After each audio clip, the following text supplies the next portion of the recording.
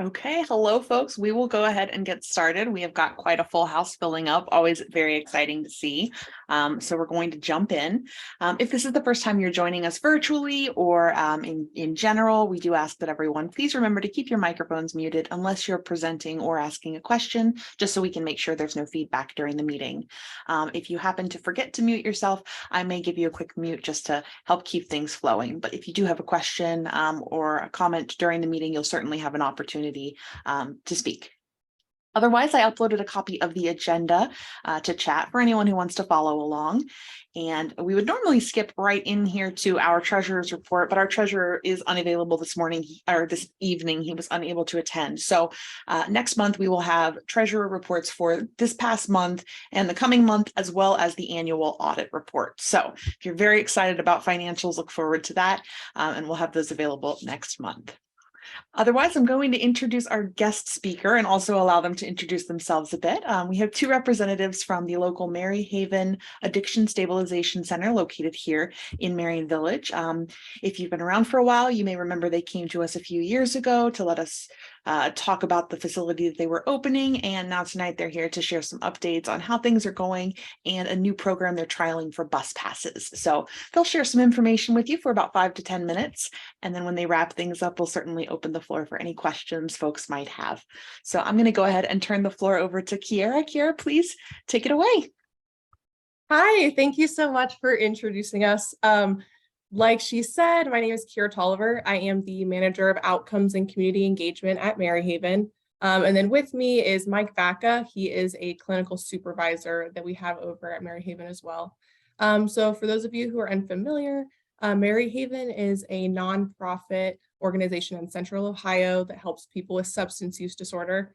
So we have a couple locations around Central Ohio, including the one on South High Street. That is, like she said, the Maryhaven Addiction Stabilization Center. That is where we have our detox unit, triage unit, and central intake. At this building, we do have a large volume of clients that we see. We see anywhere from 25 to 3,500 clients every year. So I just wanted to kind of give you guys an update about bus passes. So when we opened in 2018, our leadership over at MASC worked with the Merion Village Association to create a no walk-off policy where we kind of outlined the transportation that our clients will get when they leave our facility and go on to their next steps, whether that's going home or going to another treatment facility. So in that policy, it, like I said, outlines a couple options. That includes a client having their own transportation, having friends or family pick them up from our location. We also utilize a cab service as well as Uber Health. But one thing that was not included in that originally that we kind of have added over the last couple months is using CODA bus passes. So we do have a CODA bus stop right outside of our location. And we started using bus passes in December because we kind of noticed this gap where sometimes, you know, when our clients are ready to leave, they're ready to go. So we will try to schedule a cab for them, but sometimes our clients can wait up to 3 hours for their cab to arrive, which just is not very helpful. But if we can give them that bus pass, they have immediate access to that bus stop and they can get to their next step that way. So since we started doing this in December, I have been tracking the utilization so that I could share that with you guys today. So in December, we gave out 12 bus passes. In January, we gave out 12 bus passes. In February, we gave out 7. So as you can see, it's not most of our clients that are using this. It really is very few and far between. But when we do utilize them, it is very helpful. So I just kind of wanted to share that update with you guys, see if you guys had any questions or concerns for me that I could address. Thank you. So if you'd like to, folks, you can use the hand raise feature in Zoom. Otherwise, if you're calling in or if that feature is not working for you, just feel free to unmute yourself and jump in. Love to have any questions that you might have tonight.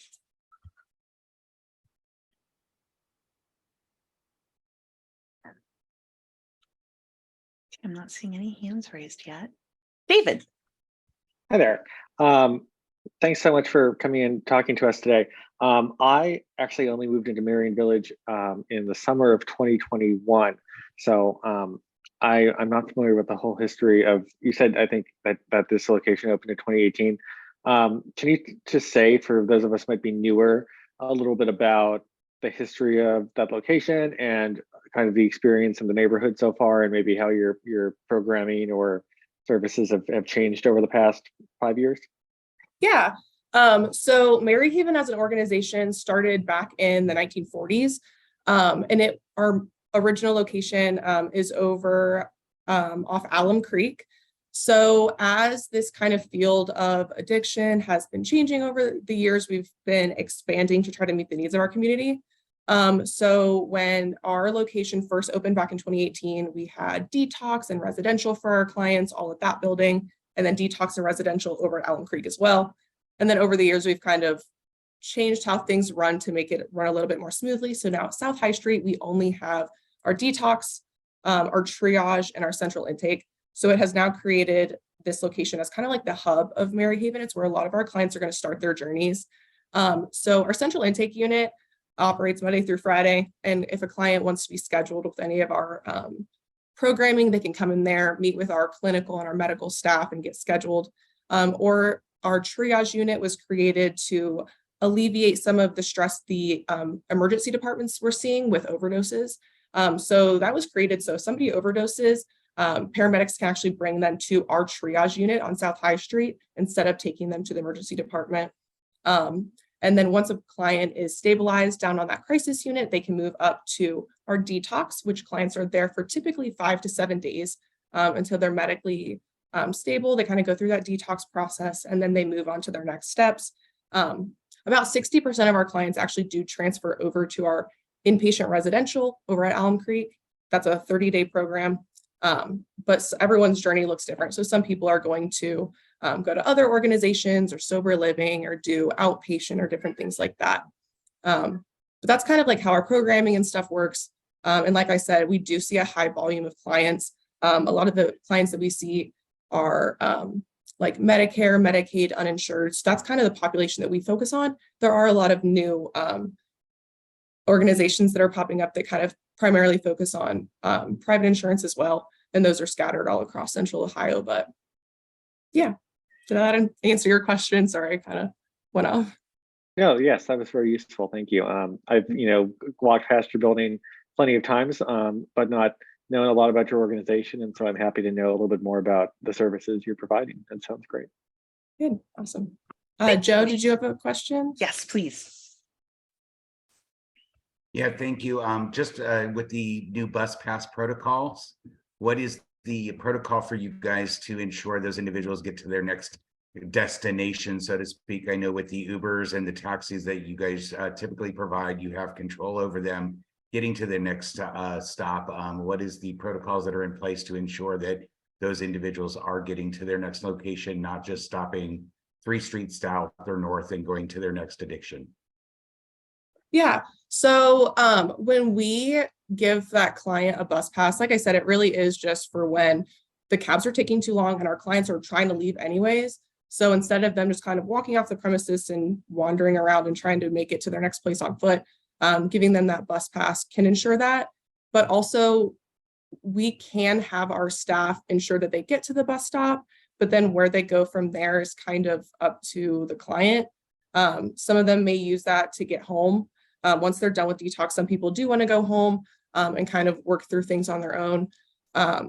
Some of them, if they're going to another treatment facility, that's typically when we're going to utilize Uber Health, and we will, I will schedule their Uber and get them sent over there. So yes, it's kind of how that works. So no real guarantee that they get where they're supposed to be going if given a bus pass? Not really. I don't know if Mike can speak any more to that, but once our client discharges out of our care, it's kind of out of our hands at that point. But it is helpful that our bus stop is right out front, so at least it is easy access for our clients, and it's not like we're sending them down the street to go kind of find it themselves. Yeah, I would agree with Kara just on that. Usually what the scenario is we had been using Yellow Cab for a very long time, and sometimes they have an excessive long wait. And if somebody was leaving, wanting to go AMA, sometimes that time frame that they're waiting for hours ends up happening. What you guys, it sounds like, doesn't really want to see happen in your neighborhood, which is folks are just walking around aimlessly in your neighborhood. So that we could not control. But at least this way, if we're giving them a bus pass, they can at least get in and get out is the best that we can hopefully see happen. So we do use quite a bit of Uber services now. So that is actually helping with that process. And just like what Kira was saying, I would say the vast majority usually leave by Uber. They're not leaving by bus. That's been actually pretty rare. So. Thank you both for that. Okay, Tate has his hand up, and then we also have a question in chat that we'll take after Tate. Perfect. Thanks, Jess, and thank you both for being here tonight. My question is about your volunteer services and how we can help you. Could you kind of talk about kind of your options for that and what we can do if we want to get involved with your organization? Yeah, so we actually did just start piloting our volunteer services. The portal, I think, was just created like last month, and we've had 2 volunteers so far.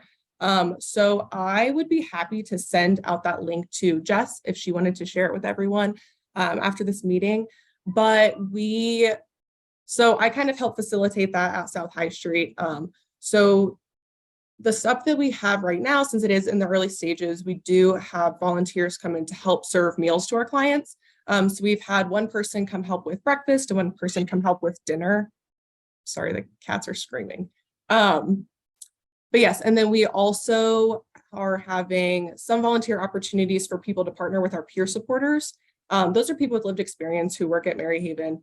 And one of the things they kind of manage are our donations. So our donation closet has so much stuff in there all the time, kind of seeing what we can actually use and what needs to go somewhere else. So we have talked about having volunteers maybe coming in and helping organize that space for us and stuff like that. And then we also do like donation drives as well. Our clients, while they're with us, we don't want them to be bored. So we try to get a lot of books and games and movies and all that good stuff, as well as clothes for people as well. So yes, I will send the link to our volunteering portal to you guys if anybody wants to sign up. And I will be the one at South High Street to facilitate that. So maybe I'll get to see some of you guys in person. That's perfect. Thank you. Yeah. So the question we had come through chat asking whether or not clients are also able to use Coda Plus as part of the bus pass solution. I am actually not familiar with Coda Plus because the passes that we have are just like, it's a day pass, I think, for our clients. So I'm not really sure what Coda Plus is. Coda Plus, I think, Zach, is the sort of paratransit service, right? I think it's like the vans you see that maybe they own 2 fixed routes. I'm not sure. Sorry, no, it's so nice talking with you all. I know my wife's a teacher. I know a lot of kids use it. It's basically like Uber. It's like point-to-point shared service rides that you can schedule pick up and drop off. So I just, as you're talking about using Uber all the time, I just thought that's another like Coda benefit that's somewhat new that you could, I wasn't sure if you're utilizing. Yeah, I have not heard of this, but I will definitely share with our team because yeah, Uber Health is something that we've started doing over the last couple months. So it's still very new. We're kind of in that pilot stage still. But this is a really good option that I did not know was out there. So I'll definitely have to bring that to our team. We actually had a meeting about Uber this afternoon to kind of follow up on some things. And yeah, I'll definitely share that. Thank you. Awesome suggestion. Thanks, Zach. Okay, does anyone else have any questions before Kira and Mike leave us for the evening? Seems like that might be it. If that is the case, Kira and Mike, thank you so much for being here tonight. We really appreciate you sharing those updates with us. Yes, please do send over any information you have as far as how folks can get involved, whether it be volunteering or about your donation drives. We're always happy to share that. And we can put that on our website as well, so that if folks are looking for a way to get involved, they have that resource available. Thank you so much. Thank you guys for having us. Absolutely. Thanks again. Bye. All right, folks, we will transition over now we have 2 zoning variances this evening. So I'm going to send the floor over to our zoning chair, Tate. The first one, Tate, that we have on the agenda is 146 East Midoff. So just quickly to explain the process for anyone who maybe has not attended one of our meetings since we kind of updated things a couple of years ago. We're going to have a three-stage process for each of these reviews. So we'll ask the presenter to spend about 5 minutes sharing all of the information on the variances that they're requesting. We will then take a 5-minute period to take questions. While you're asking your questions, Tate will document them on the screen. And rather than kind of a back and forth with question answer, we will actually take all of the questions and then turn it back over to the presenters so that they can get all of those answered at once. So if you do have any questions, when we open the floor, please just use hand raise, or you can unmute and we'll go through that process. And then at the end of each of these, we will be conducting our voting online if you are a current member. I'll paste the links here in chat, or if you're calling in, you can go to merionvillage.org. There's a link right on our front page for voting at the bottom, and you'll be able to access both ballots. So those ballots will be closed just a few minutes after the presentation. I'll give everyone some time, but you will need to cast your votes during this meeting and as soon as the presentation completes if you wish to vote. So Tate, all yours. Great, thanks, Jess. Like Jess mentioned, we have two tonight. The first one that we're going to start off with is 146 East Midhoff Street. It looks like we have everybody on. I'm assuming Juliet, will you be doing the presentation this evening? I will. Perfect. I'll let you have the floor. Okay, and I should share my screen. Is that? Yes, please. Yep, you should have access. Yep. Haven't done this in a while. All right. Can everyone see my screen? We sure can. Okay. So this project actually consists of two parts, but only one of which needs the variances. We're proposing in addition to the existing home, just a one-story family room. And then we're also proposing a garage with office space and a sleeping room above on the rear of the property. So basically, you know, we like to call it a carriage house, although it has no kitchen. So they don't like me to use that term. So it's a new guest suite over the garage space. This area of has actually along this alley has a single family home. And I don't know if you're all familiar with, there was a carriage house recently built on the corner, just I think 4 lots down, that I worked on as well. This is a much smaller carriage house in footprint, and it is the intention of the owner to use it as his office space. He's in the IT business, I believe, and he can correct me if I'm wrong on that. So it's not a business where he has people come to his home or anything like that. He just works from home. And he has small children, and he just needs a little bit more remote space for him to work from home. There are 3 variances required for this proposal. The first one is actually for the existing house. The existing home is a little close to this west property line. And so that is what the first variance, if you have the list, which is minimum side yard required. So that's for the existing house itself. It's not for the addition we're proposing on the house. It's just for the house and where it sits on the property. The second one is to increase the allowable height of a detached garage from 15 to 27 feet. And that has to do with the fact that, you know, this is considered, habitable space over a garage. So we're just doing the variance to increase the garage height. And then the last one is, of course, to allow for habitable space over the garage. So 3 variances, 1 for the existing house, and the last 2 are for the carriage house that we're proposing. We're looking to do a traditional aesthetic that kind of matches the aesthetic of the home itself, with dormers to give us a little more ceiling height up there, but, keeping the eave height down to reduce the scale of it. I'm going to ask my client if he has anything he wants to add to this. And if not, I'll open it up, I guess, for questions. Yeah, sorry, we have the kids here, so we won't be good. able to talk very much, but no, we don't have anything to add. Thank you. Okay. Okay, so we'll open the floor to questions.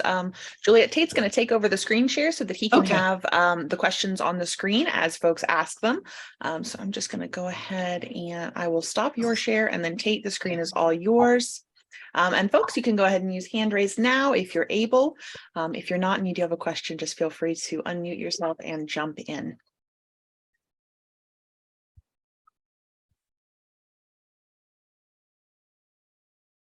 Okay, not seeing any hands raised yet. Everybody see that okay? Yep, looks good. Yes.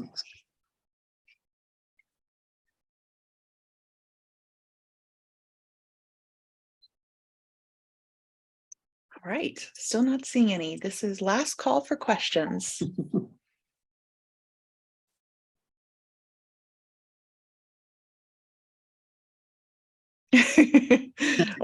Well, one neighbor doesn't have a question, but is definitely jealous of the potential office space. So Oh. I concur. I Okay. am as well. All right. Well, unless anyone stops me, it looks like we do not have any questions, which means we can move right into the voting process. Tate, you can leave that up on the screen if you like, just so folks can see easily what they're voting on. And of course, follow that link in chat, folks, and you'll be able to go to the ballot where each of the items are listed as well. I'm going to give everybody a few minutes to make sure you get your votes in. And then, of course, I'll do a last call before we close that. But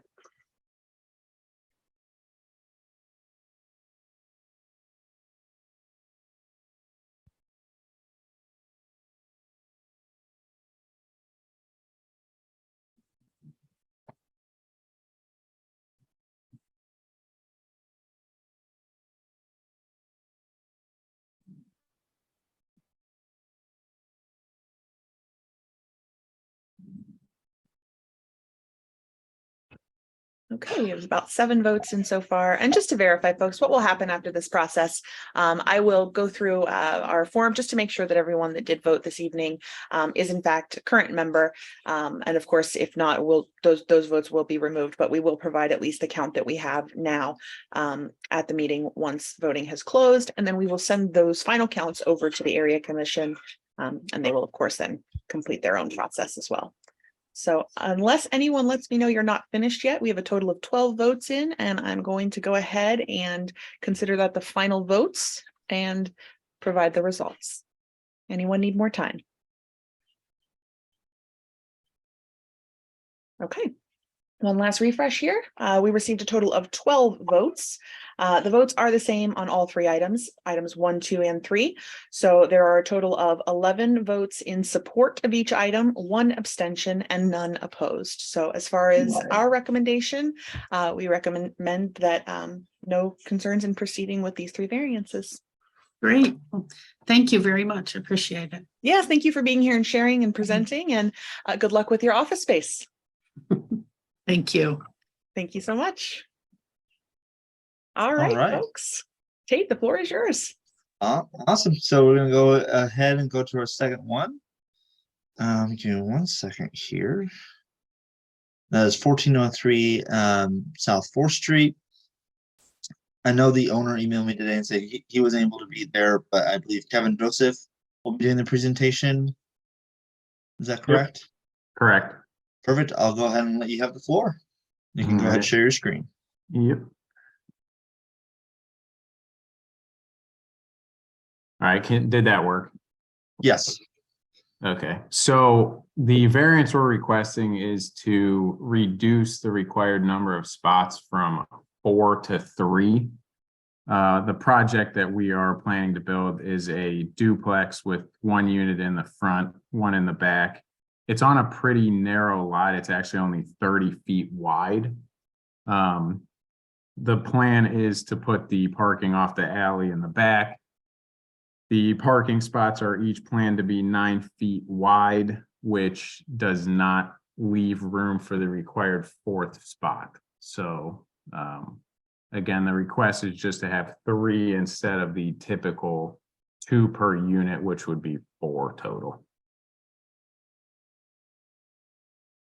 Okay, so just 1 variance for this, folks. So we'll just go into the question phase pretty quickly here.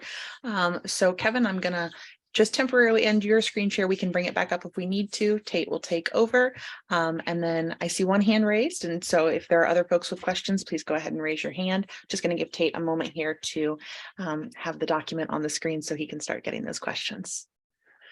Okay, and you can also feel free to put questions in chat if you're more comfortable doing that. We'll just grab those from chat if that happens. So Camille, please go ahead. Yes, thank you. I was looking at the documents that was provided in advance, and I noticed that in one of the parking spots, there is a current utility pole.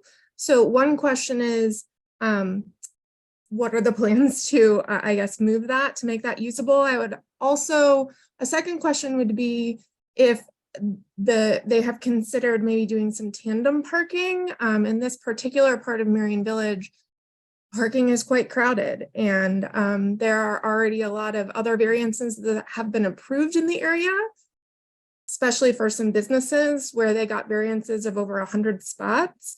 And just really concerned as a neighbor that lives around the corner that there's just not going to be enough parking if we can't figure out more ways to get more on-site parking for this new property. And I'm sorry, Camille, you said one of the parking spots has a what? I'm sorry. A utility pole, a current utility pole. I guess from the notation, I got the impression that they might be moving it, but that wasn't clear to me. Okay, perfect. Thank you. I didn't catch that. I appreciate it. All right, and if anyone else would like to raise your hand, please feel free. Also, Tate, if you want to just copy, there is a question in chat asking how deep the planned parking is and why it cannot be deep enough to hold 4 to 6 cars. So if you just want to copy that one in as well. And then Joe, you have your hand raised.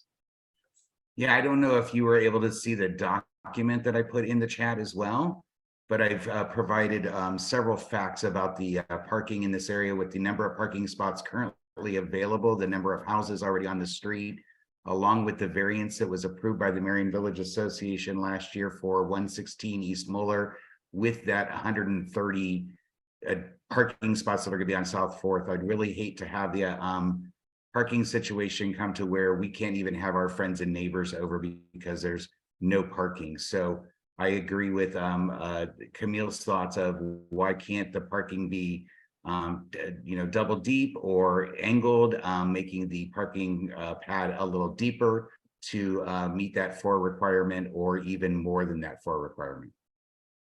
And just to be clear, Joe, is there an additional question or? No, but I want to make sure that all of the facts are reviewed. I didn't know if you were able to see those documents, but we literally have 22 parking spots on the street and off-street parking in this area for the number of houses. So my question is, why would we continue to limit the parking on 4th Street? I just want to make sure there was not an additional question on for your comment. I just want to make sure we had all those cleared. Is there any other questions? Any more hands raised? I'm not seeing any at this time. Doesn't look like we have anything new in chat. Okay. All right, folks, final call for questions before we turn this back over to Kevin to answer what we have taken.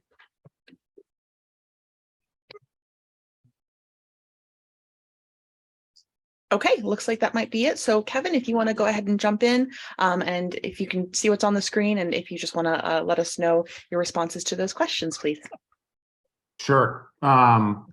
Yeah, for question 1, there is a utility pole. I think it's, I actually, I didn't measure, but it's maybe 6 or 7 feet off the property line. So it is definitely somewhere near the middle of one of the plant spots, so that pole would be moved. And do you know, just going to jump in just because I think this would probably be a follow-up. It looks like you don't know exactly where it is, Kevin, but considering that it would be moved, would it be moved somewhere onto the property in question, or would it be moved elsewhere? That I do not know. Okay.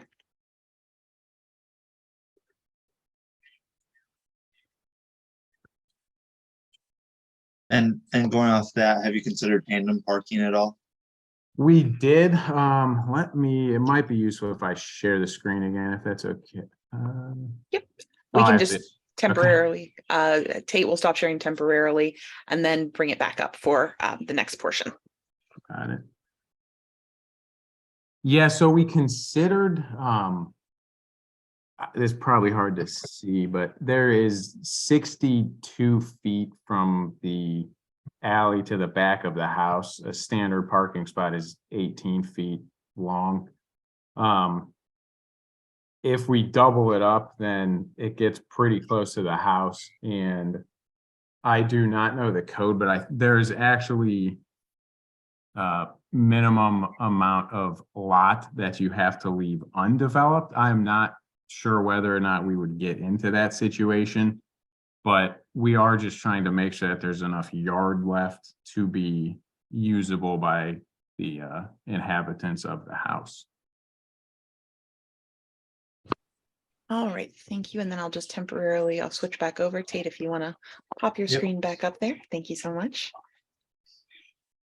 So I think you partially answered this one, but so are the parking spaces then on the plans, are those planned to be 18 feet deep?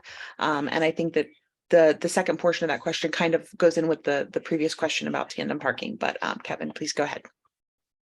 Yeah, so the plan is, I think they're denoted as 9 by 18. Yeah, which is pretty standard. Yeah, 9 by 18. So if you double that up, then you're getting to 36, which eats pretty far into the yard.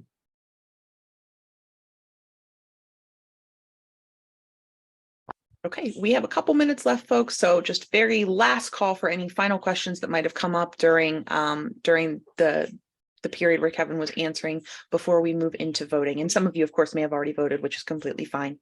But those of you who have not, want to make sure you can do that when you are ready.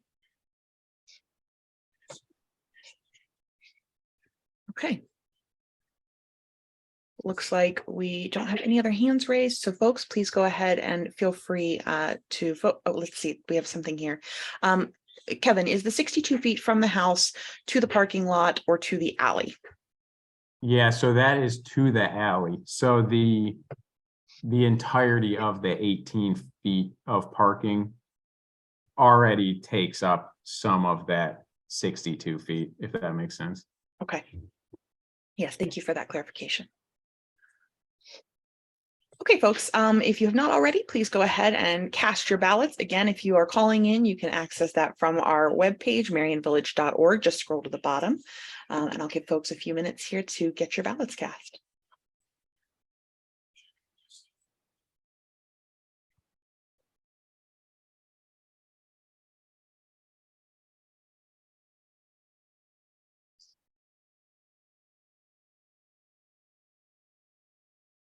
Jess, did you want me to share my screen?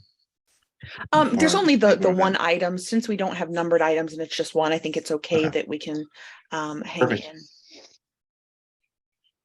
David, I see you posted something to chat. I probably should know what that means, but I don't. I'm doing the word problem of parking space math. I think they're 18 feet long. So Oh, 26 okay. feet. Not that it matters. Thank you. All right. Looks like we have 11 votes in. I'll just give another moment here. Does anyone need more time to complete your ballot?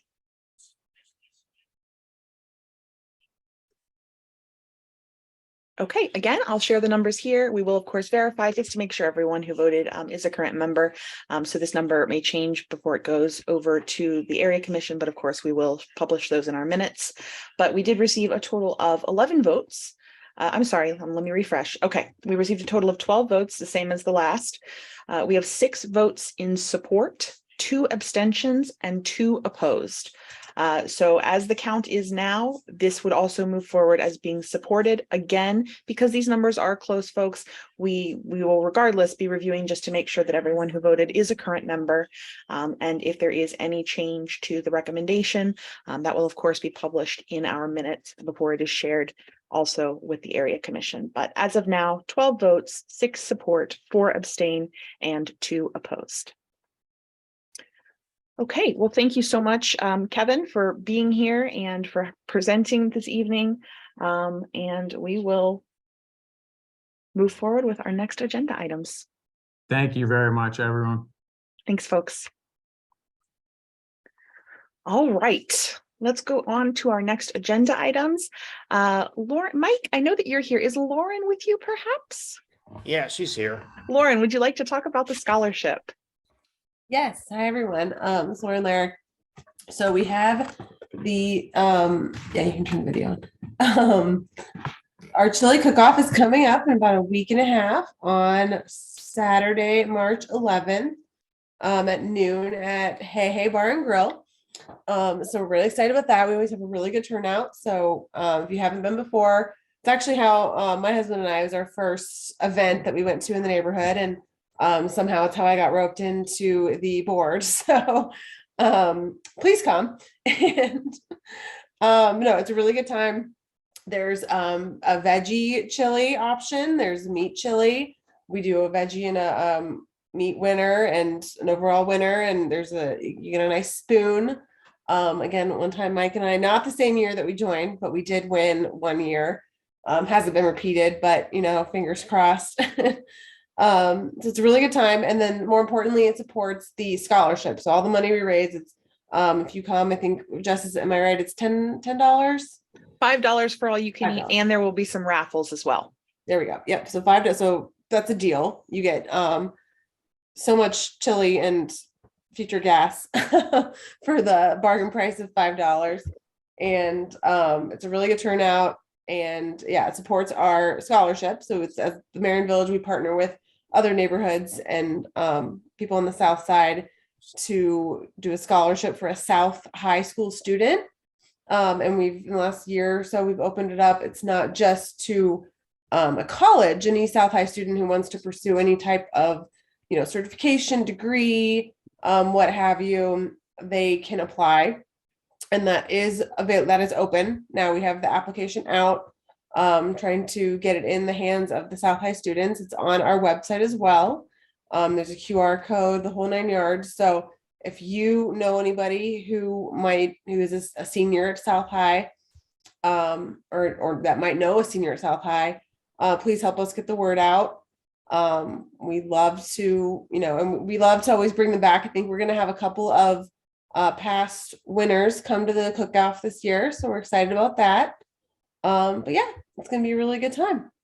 Oh, and I know also not only is the scholarship of the event is on our Facebook site, but so we do the fundraiser live, like at the cook-off. So, by participating, the money day of goes into the scholarship, but then also we started doing over COVID and it was really successful. So if you aren't able to make it to the cook-off, you can still donate to the scholarship. So that is also on our website, on the Merion Village website or Facebook. I think you have to go to Facebook for that link. But yeah, so lots of ways to donate to benefit the South High students. Yes, indeed. And I did actually go ahead and share links in chat. For those of you who are interested, there is a link in chat for the scholarship application. If you know someone who is a South High School senior who lives here on the South Side that would like to apply, or again, just please feel free to share that. We'd love to get as many applicants as possible. And then I did share the link for the Facebook fundraiser as well. So as Lauren mentioned,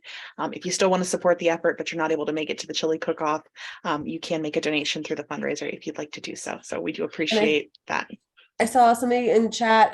If you want to bring a chili, you can just show up, literally.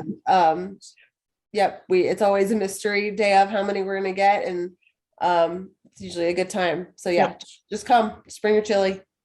Yes, indeed. All right. Well, fantastic. This is an event we really love. The Hey is always such a phenomenal host. They give us their entire back room. It's really a great time. And like I said, we'll have a few raffle items this year. We're not exactly sure what those will contain yet, so you'll have to come and find out. But it's a great event and we're really excited to see what we can raise for this year's scholarship. So appreciate everyone in advance. Okay, move on. I will touch briefly on something new that we're going to be doing this year.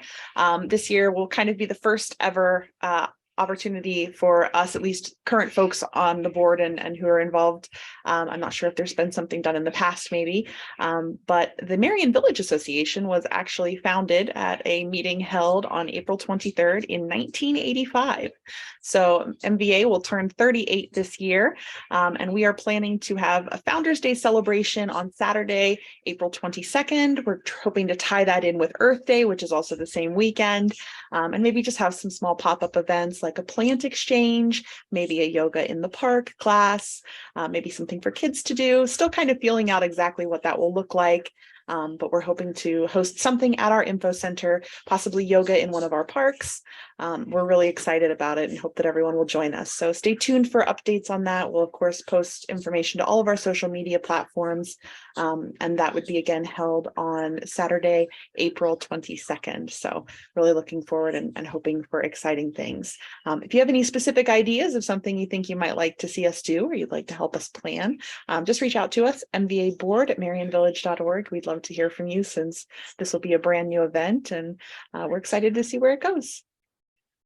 Okay, otherwise, if you've been around, you might be familiar with Fitness in the Park, where we host either yoga or maybe sometimes HIIT classes in Mueller Park, kind of through May and September.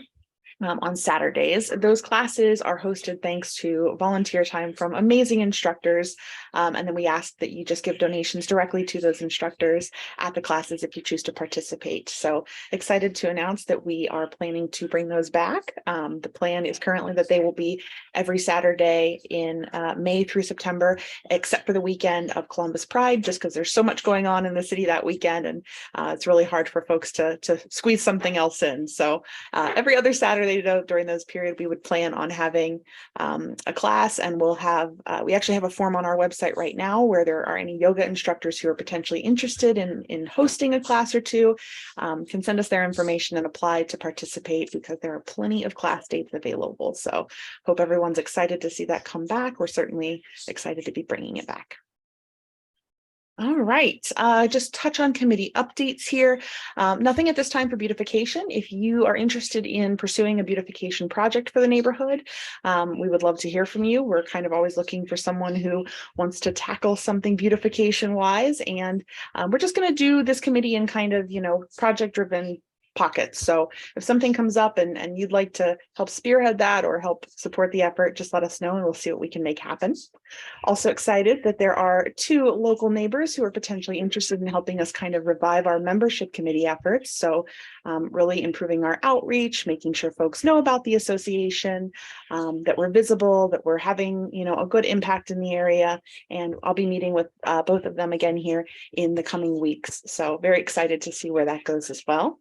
And social, turn the floor over to our social chair, Mike. Hey everyone.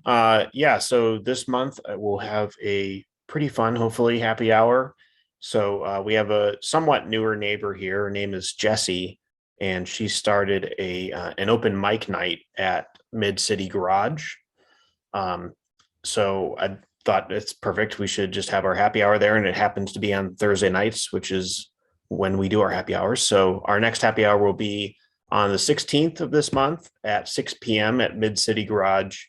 I was told the open mic starts around 7. So, if you get there a little late, you can still catch all the show. So they have really good pizza there now. Pie of the Tiger runs out of there. If you've ever had some of their pizza in the short north or from Mid City now, it's really good. So I'm hoping a good crowd turns out there and we can show some support for one of our new neighbors. And it's open mic, so if you have any skills, I think they will take anyone that wants to go up there. Which is why you get there a little bit early so that you can have a drink first and, make sure you're ready to sing. Awesome. Thank you so much for scheduling, Mike. Sounds really cool. I hope everybody has an amazing time. I hope lots of folks can join that. Thank you. All right. Nothing new on zoning right now other than the 2 reviews we had this evening, right? That is correct. I will say, yes, actually, I could say a little bit. You mentioned this at the last meeting that the city is revamping and changing their zoning procedures and guidelines there. And so I don't have anything right now, but I know I'm getting notifications for a meeting that the council, I believe, will have, or someone from the city zoning that is presenting, I believe, the next couple of weeks. So at our next meeting, I should have some updates on that. So, and if you get excited for local government meetings, feel free to join. I can drop the link there, but it's going to be streaming on YouTube. Thank you so much. Hey, Jess. Yes. I had a question for beautification. Yeah. I live a few blocks away from Walker Park. Yes. It's at least listed on the Merion Village website. Wasn't really sure how ownership of that works. I assume The city owns it, not us? Yes. Yeah, so Okay. the city does own it, but Merion Village does, the association does lease the parcel every year from the city for a nominal fee, just so that, you know, under the agreement that we of course maintain it. Okay. There's a few raised beds there. If I were to plant stuff in one of them, would that offend anyone? I Last actually year, it got seemed like it was just like a random assortment of groups had sort of claimed them. I know that there, I don't have the full details on this, but I know that there are going to be some changes at the park because of a tree that is growing that a neighboring individual may be having some issues with. So I would say don't do anything yet because there are going to be some changes coming. But I did send your information to Allison, who is she's a past president, one of our dedicated volunteers, and she actually kind of maintains the park for us and coordinates everything. So I sent your info to her. I let her know that you'd be available a little bit later. And I believe it was later in the spring, and that you were interested in potentially doing some stuff there. So I will ping her, but I believe she's going to be reaching out to you about the park and your interest in kind of getting involved there. So thank you. Awesome. Thank you so much. Okay. Let's see here. You know, I'll actually just roll right into this while we're kind of talking about Walker Park. I did speak to Allison. I don't have an exact date for everyone, but if you are familiar with Story Time that's been hosted every couple of weeks in Walker Park, those are going to be coming back this year as well. Sounds like maybe late April, possibly early May. Don't have the exact timeline, but hoping to get those published soon. So if you have kids or, you know, maybe your neighbors have kids, you can send them to Walker Park, and we have various guest readers who join us in the park to read to kids on an evening during the week. So glad to see that coming back as well. We do not have any commissioners here this evening, I don't believe. So we won't have any Southside Area Commission updates, unfortunately. But of course, if any of those come to us, we'll be happy to share them. I did see a question in chat just asking if we will have the yard sale in May. Yes, absolutely. That is one of our annual events. So that'll be happening the first Saturday in May, which I believe might be the 6th this year. Let me double check that. Yes, so that'll happen Saturday, May 6th. We will actually be announcing that very, very soon, just getting some final details in place.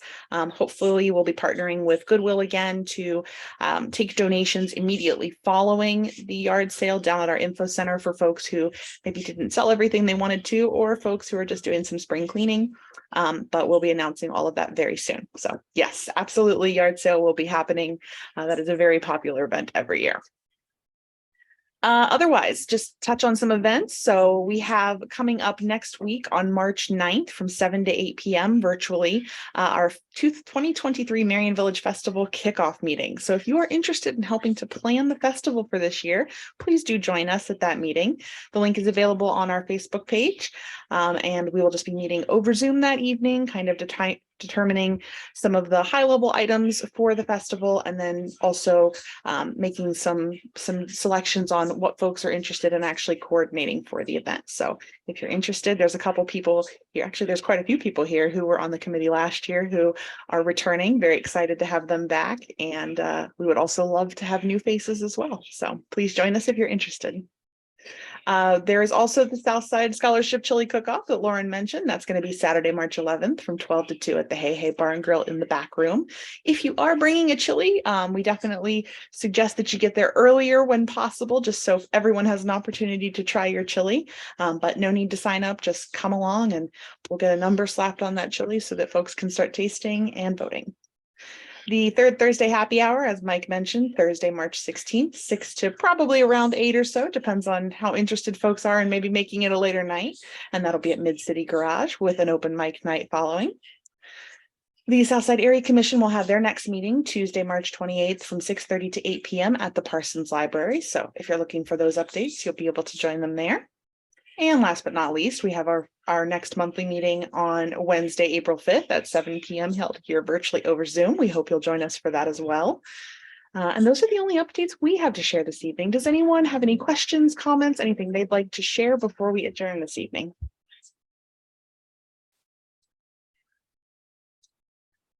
Yes, no, maybe so. Okay. It sounds like that might be it then. All right. Well, if that is the case, folks, thank you so much for being here this evening. Really appreciate you. We hope to see you at all of our upcoming events. We are definitely gearing up for a busy event season this year, which we're very excited about. Hope everybody got to enjoy some of the beautiful day we had today. It is now raining, which is pretty much what it's like to be in Ohio, I guess. So it's expected, but appreciate you being here. Hope to see you next month, and everyone have a wonderful evening. Thanks so Jeff. much. Thank you. Bye.